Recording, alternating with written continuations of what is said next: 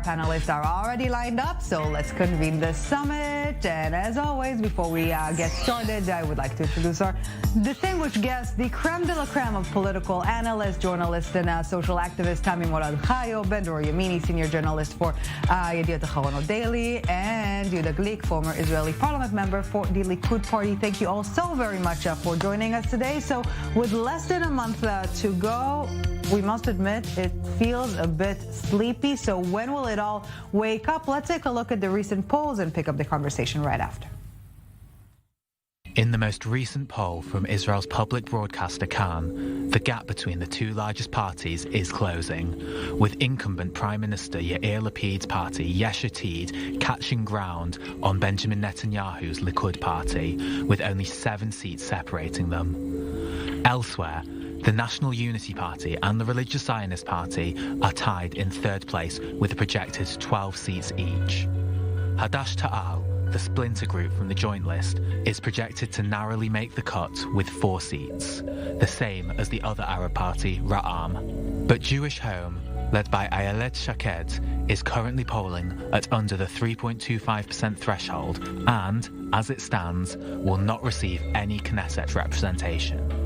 And Netanyahu's dip in the polls may prove very costly, as the pro-Netanyahu bloc is no longer projected to receive a majority, with its 59 seats below the 61 needed for an outright Knesset majority.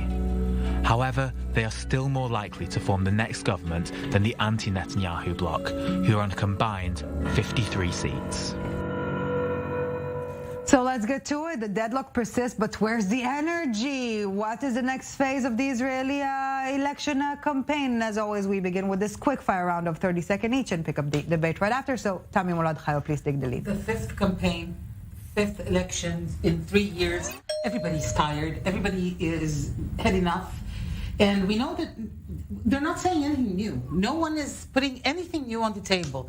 If one of the parties, any of them, would have come out to the public and said, well, we have a new idea for Israeli politics, then maybe something would have happened. But since everything is exactly the same, they're saying the same things, they're just moving a little bit to the right, a little bit to the left, a little bit forward. It's like a very slow and tired dance, which we are all tired of. Yes, that's definitely an understatement. Dror Yemini. 10 days ago, we could all hear Yair Lapid, the Prime Minister, declaring about the two-state for two-people solution. I mean, so there was a moment, just a very short moment, that we thought that maybe something will come. Half a news cycle. And the real debate that should take place will begin to take place, but nothing really happened. I mean, it was something like 2-3 days of a debate. How dare he speak about the two-state solution? I mean, he is bringing the Palestinian issue back to the table after it was totally removed by Netanyahu. So now, no harm, no foul, it went down the... Now it's very strange even to say this kind of argument that yes, the two states and not two states, but the Palestinian issue is on the table. We feel it every day. We will continue in a split second. Yehuda Glick, 30 seconds are on. I'm going to connect to the last word that Tammi just said before, dancing. When is this whole thing going to wake up? I'll tell you when it's going to wake up. Here in Israel, besides the fact that we're in the time of elections, we're also in the season of holidays. Right. And you're going to see a lot of merchandise, holiday merchandise, decorations for Sukkah from every party. You're going to have dancing Simchat Torah with flags from every single party. And you're going to have the whole country celebrating and dancing, which means no real topic is on the table, because the truth is, it's so funny.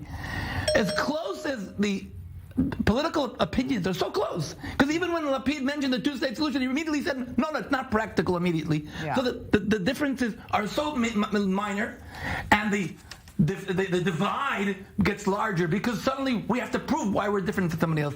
Let's get back to the holidays and let's celebrate them and make sure they go by the Israeli society peacefully and happily. I wish your optimism was contagious enough. But you know what? Let's begin our conversation now from the issue of topics. Okay?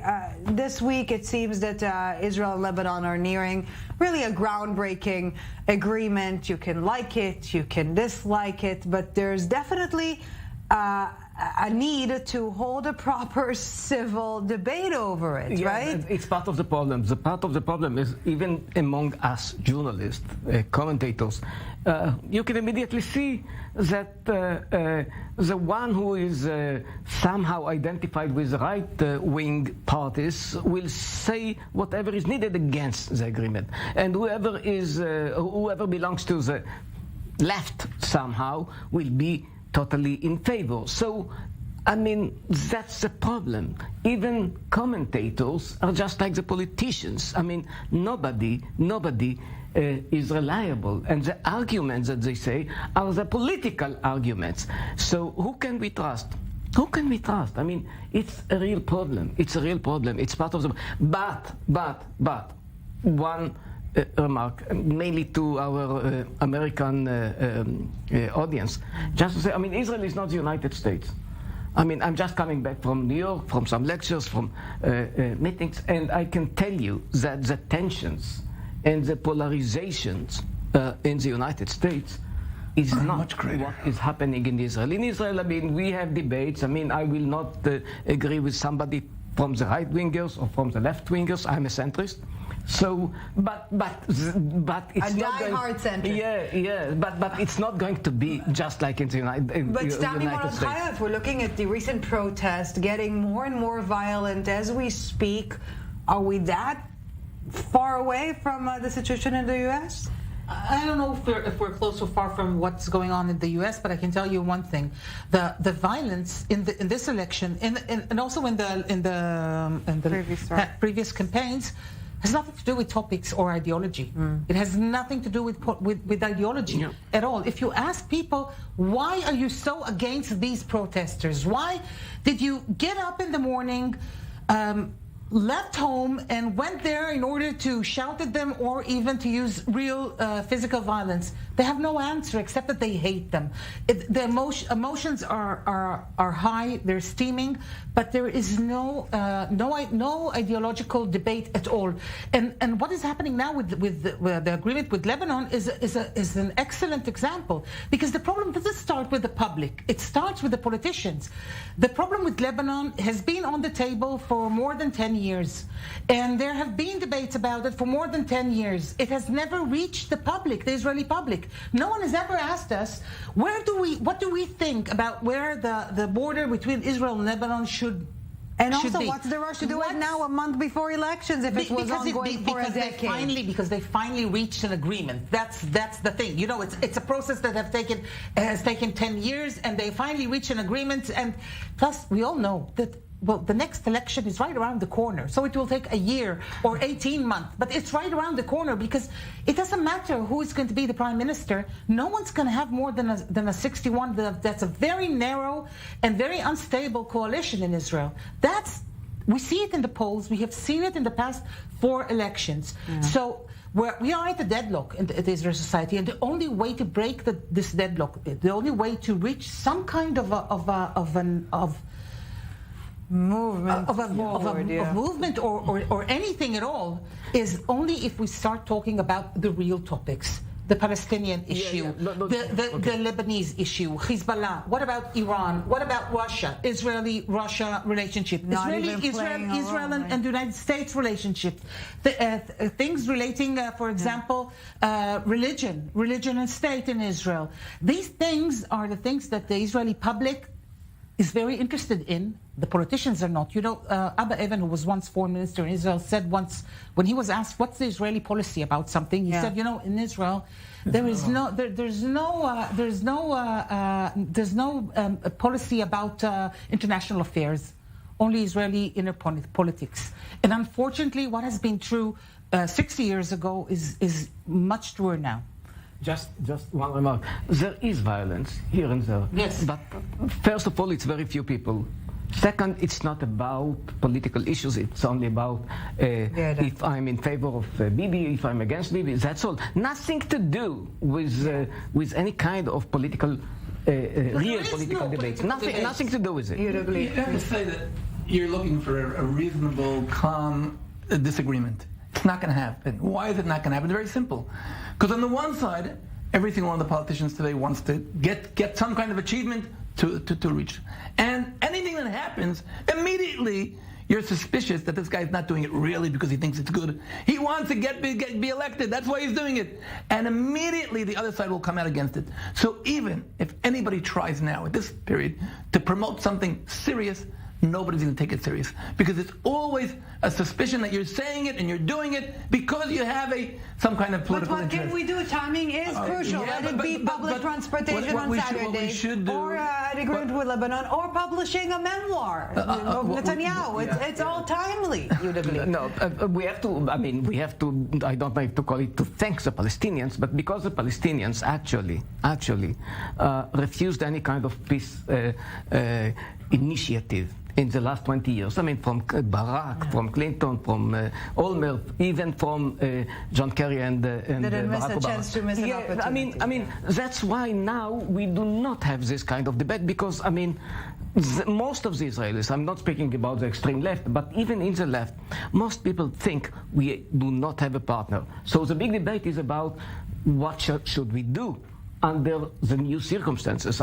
I think, for example, that we need separation from the Palestinians, even without Palestinian state. I guess Yehuda will not agree with me, which is okay. But the big debate of 20 years ago about the Palestinian issue does not exist anymore, because of the Palestinians. No, it does, but it exists in a different form. Yeah. The question now is not what's going to happen to the Palestinian. The question now is what's going to happen to us. What kind of state we want here. It's about whether we're going to have public transportation on Saturdays. The question of whether we can have civil marriages in Israel and not just religious marriages. It's questions about how the judicial system is going to look like. These are all questions that regard the Israeli public, Israel inner and I must say that one topic that is really becoming more and more crucial is the Israeli Arab population. Sure. Where are they going? Are they more identifying now with the Palestinian side, or do they want to become part of the Israeli society and take part? On the one hand, we saw Mahmoud Abbas in this late government, who made every effort to be part of and put aside the political questions. On the other hand, now we see this Balad, and we see there are a lot of people in the moderate Arab communities who are pushing the other way. We saw just a year ago in May, in the mixed cities here in Israel, there was a lot of violence. The question, I think, a crucial question that we have to put on the table and ask ourselves is, where is the local Israeli Arab population going to, and who is going to be stronger? I'm not sure that the Jewish Israelis are really aware enough of where. But then there's also the question, what do we expect from them? What do we, as Israelis, want from them, the Israeli Jews? And there is a big question whether Israeli Jews really want the Israeli Arabs to be a real part and integrated in the Israeli society. That they should be convinced that their interest is to be part of the Israeli society. There is a rule. I call it the 15% rule. What is the rule? The rule is, if you have in any kind of minority, the Arab society, the Arab community in Israel, if you have 15% of radicals, of anti-Israeli... Well, we'll have to continue that on a different occasion. My apologies, Tammi Molad Hayo and Yehuda Glick. Thank you so very much.